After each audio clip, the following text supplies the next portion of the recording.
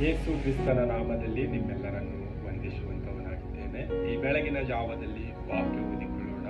ಅರಣ್ಯಕಾಂಡ 6ನೇ ಅಧ್ಯಾಯ 24ನೇ ವಚನ ಓದಿಕೊಳ್ಳೋಣ. ಯೆಹೋವನು ನಿಮ್ಮನ್ನು ಆಶೀರ್ವದಿಸಿ ಕಾಪಾಡಲಿ. ಕರ್ತನಲ್ಲಿ ಪ್ರೀತಿಯುಳ್ಳ ದೇವಜನರೇ, ಯೆಹೋವನು ನಿಮ್ಮನ್ನು ಆಶೀರ್ವದಿಸಿ ಕಾಪಾಡಲಿ ಎಂಬುದಾಗಿ. ಕರ್ತನಲ್ಲಿ ಪ್ರೀತಿಯುಳ್ಳ ದೇವಜನರೇ, ನಾವು ಈ ಒಂದು ದಿನದಲ್ಲಿ ಈ ಲೋಕದಲ್ಲಿ ಜೀವಿಸುವಾಗ ನಮಗೆ ತಂದೆಯಾದ ದೇವರು ಸೃಷ್ಟಿಕರ್ತನ ಆಶೀರ್ವಾದ ತುಂಬಾ ಮುಖ್ಯವಾದಂತದಾಗಿದೆ ಮತ್ತು ನಮ್ಮನ್ನು ಕಾಪಾಡುವಂಥದ್ದು ಕೂಡ ತುಂಬಾ ಅವಶ್ಯಕತೆವಾಗಿದೆ. ಯಾಕೆ ಎಂಬುದಾಗಿ ನೋಡುವಾಗ, ನಾವು ಈ ಲೋಕದಲ್ಲಿ ಜೀವಿಸುವಾಗ ನಮಗೆ ಅನೇಕ ಬಂಧನಗಳು, ಕಷ್ಟಗಳು, ನೋವು, ದುಃಖ, ವೇದನೆ ಇವೆಲ್ಲಗಳಿಂದಲೂ ಕೂಡ ಬಿಡಿಸುವುದಕ್ಕೆ ತಂದೆಯಿಂದ ಮಾತ್ರ ಸಾಧ್ಯವಾಗಿದೆ. ನಾವು ಈ ಲೋಕದ ಜನರಲ್ಲಿ ಕೇಳುವಾಗ ನಮ್ಮನ್ನು ಸ್ವಲ್ಪ ಹೊತ್ತು ಅವರು ಸಮಾಧಾನ ಮಾಡುತ್ತಾರೆ, ಮತ್ತೆ ಅವರು ಅವರ ಕೆಲಸದಲ್ಲಿ ಕಾರ್ಯನಿರತರಾಗುತ್ತಾರೆ.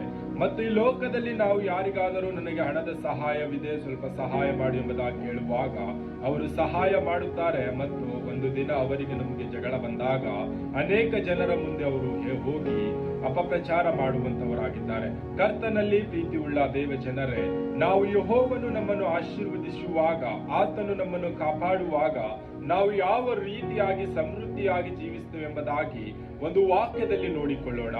ದಾವೀದನು ಬರೆದ ಕೀರ್ತನೆ 121ನೇ ಅಧ್ಯಾಯ 3ನೇ ವಚನದಿಂದ 4ನೇ ವಚನದವರೆಗೂ ನೋಡಿಕೊಳ್ಳೋಣ. ಆತನು ನಿನ್ನ ಪಾದಗಳನ್ನು ಕದಲಗೊಳಿಸದಿರಲಿ, ನಿನ್ನನ್ನು ಕಾಯುವವನು ತೂಕಡಿಸದಿರಲಿ. ಇಗೋ, ಇಸ್ರಾಯೇಲರನ್ನು ಕಾಯುವಾತನು ತೂಕಡಿಸುವುದಿಲ್ಲ, ನಿದ್ರಿಸುವುದಿಲ್ಲ. ಕರ್ತನಲ್ಲಿ ಪ್ರೀತಿಯುಳ್ಳ ದೇವಜನರೇ, ನಿನ್ನ ಕಾಲುಗಳನ್ನು ಕದಲಗೊಳಿಸದಿರಲಿ, ತೂಕಡಿಸದಿರಲಿ. ಇಗೋ, ಇಸ್ರಾಯೇಲರನ್ನು ಕಾಯುವಾತನು ತೂಕಡಿಸುವುದಿಲ್ಲ, ನಿದ್ರಿಸುವುದಿಲ್ಲ ಎಂಬುದಾಗಿ.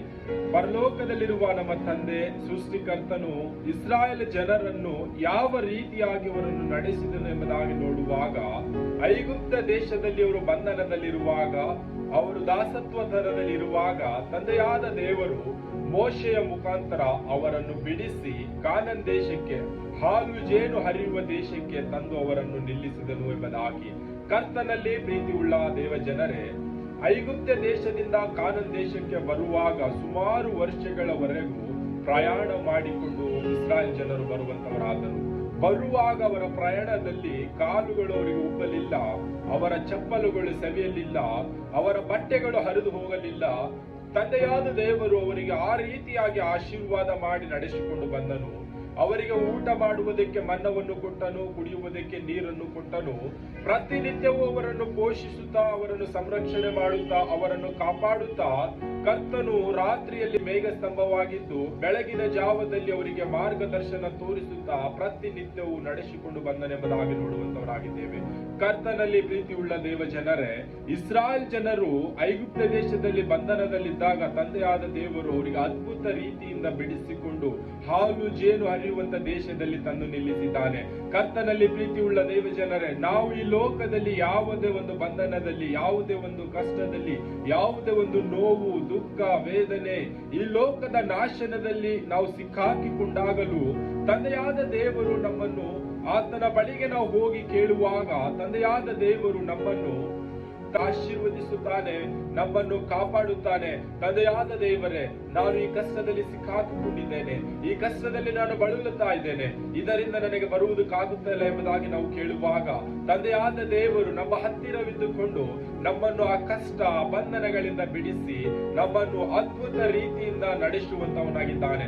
ಕರ್ತನಲ್ಲಿ ಪ್ರೀತಿಯುಳ್ಳ ದೇವ ಜನರೇ, ನಾವು ಈ ಲೋಕದಲ್ಲಿ ಜೀವಿಸುವಾಗ ತಂದೆಯಾದ ದೇವರು ನಮ್ಮನ್ನು ಆಶೀರ್ವಾದ ಮಾಡಬೇಕು, ನಮ್ಮನ್ನು ಕಾಪಾಡಿ ನಡೆಸಬೇಕೆಂಬುದಾಗಿ ನೋಡುವಾಗ ನಾವು ಆತನ ಆಶ್ರಯದಲ್ಲಿ ನಾವು ಮೊರೆ ಹೊಕ್ಕಬೇಕು. ಆತನ ಆಶ್ರಯದಲ್ಲಿ ನಾವು ಮೊರೆ ಹೋಗುವಾಗ ತಂದೆಯಾದ ದೇವರು ನಮ್ಮನ್ನು ಆಶೀರ್ವಾದ ಮಾಡುತ್ತಾನೆ, ನಮ್ಮನ್ನು ಕಾಪಾಡುತ್ತಾನೆ. ನಾವು ಈ ಲೋಕದಲ್ಲಿ ಯಾರನ್ನು ಮೊರೆ ಹೋಗುತ್ತಾ ಇದ್ದೇವೆ ನಾವು ಪರೀಕ್ಷೆ ಮಾಡಿ ನೋಡಿಕೊಳ್ಳೋಣ. ಈ ಒಂದು ದಿನದಲ್ಲಿ ನಾವು ತಂದೆಯಾದ ದೇವರನ್ನು ಆಶ್ರಯಿಸಿಕೊಳ್ಳುವಾಗ ತಂದೆಯಾದ ದೇವರು ನಮ್ಮನ್ನು ಕಾಪಾಡುತ್ತಾನೆ. ನಮ್ಮನ್ನು ಇಸ್ರಾಯೇಲರ ಜನರನ್ನು ಯಾವ ರೀತಿಯಾಗಿ ಐಗುಪ್ತ ದೇಶದಿಂದ ಕಾನಾನ್ ದೇಶದವರೆಗೂ ಇಲ್ಲಿಯವರೆಗೂ ನಡೆಸಿಕೊಂಡು ಬಂದನೋ ಅದಕ್ಕಿಂತಲೂ ಅದ್ಭುತ ರೀತಿಯಾಗಿ ಈ ಲೋಕದಲ್ಲಿ ನಮ್ಮನ್ನು ಕೂಡ ತಂದೆಯಾದ ದೇವರು ಆಶೀರ್ವದಿಸಿ ನಮ್ಮನ್ನು ಕಾಪಾಡಿ ನಡೆಸುವಂತವನಾಗಿದ್ದಾನೆ. ಕರ್ತನಲ್ಲಿ ಪ್ರೀತಿಯುಳ್ಳ ದೇವ ಜನರೇ, ಕರ್ತನು ಈ ವಾಕ್ಯ ನಮ್ಮೆಲ್ಲರ ಆತ್ಮೀಯ ಲಾಭಕ್ಕಾಗಿ ಆಶೀರ್ವದಿಸಲಿ. ಆಮೆನ್.